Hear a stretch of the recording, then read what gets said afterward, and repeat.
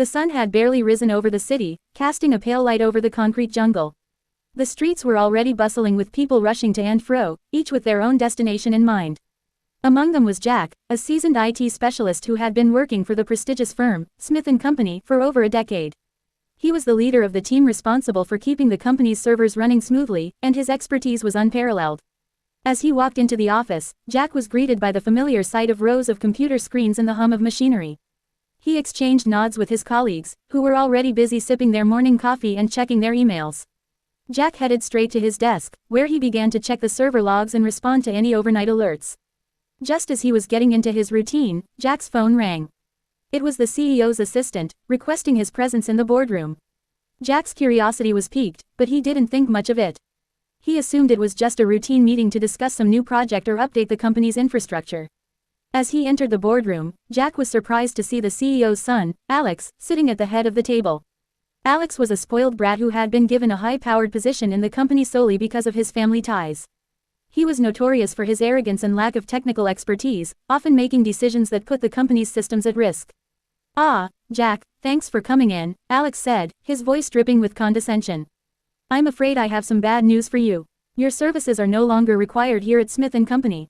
Jack's eyes widened in shock. "What? Why? I'm the lead server administrator. Without me, the company's entire infrastructure would come crashing down." Alex smirked. "That's exactly why I'm firing you, Jack. You've become too comfortable, too complacent. You think you're indispensable, but I'm here to tell you that you're not. Anyone can do your job, and I've already found someone who's willing to do it for half your salary." Jack's face turned red with anger.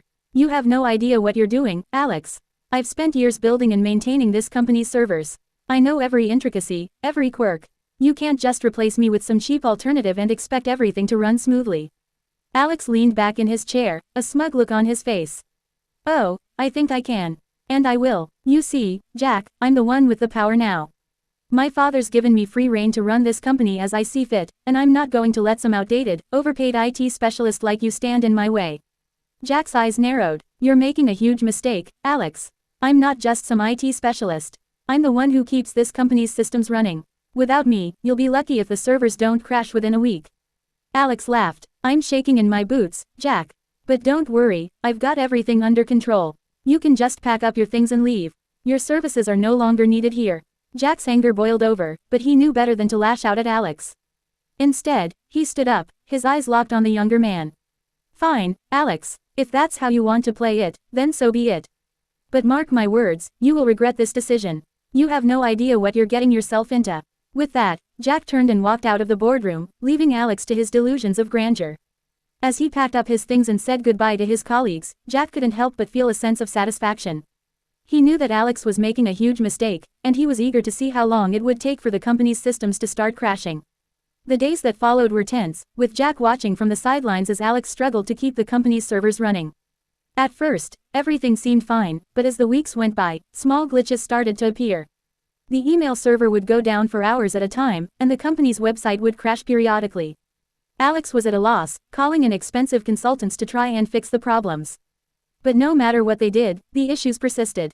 The company's employees were getting frustrated, and morale was at an all-time low. Meanwhile, Jack was enjoying his newfound freedom. He had started his own consulting business, and was quickly building a client base of companies who appreciated his expertise. He was making more money than he ever had at Smith & Company, and he was finally able to work on his own terms. As the months went by, Smith & Co.'s problems only got worse. The company's systems were in chaos, and Alex was at his wit's end. He had tried to hire new IT staff, but no one seemed to be able to fix the problems. The company's reputation was suffering, and clients were starting to leave in droves. Finally, in a last-ditch effort to save the company, Alex's father, the CEO, stepped in. He called Jack and asked him to come back to Smith & Company to help fix the mess that his son had created. Jack was hesitant at first, but the CEO's desperation was palpable.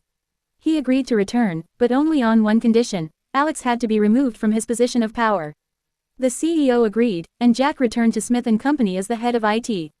He quickly set to work, fixing the problems that Alex had created and rebuilding the company's systems from the ground up.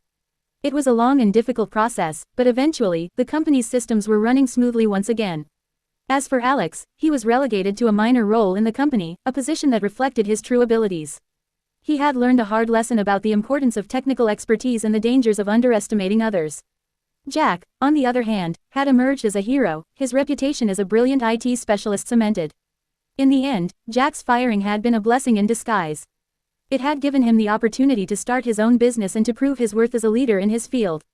And as he sat at his desk, monitoring the company's systems and ensuring that everything was running smoothly, he couldn't help but smile. He had come out on top, and he knew that he would never again be underestimated by anyone, especially not by the likes of Alex.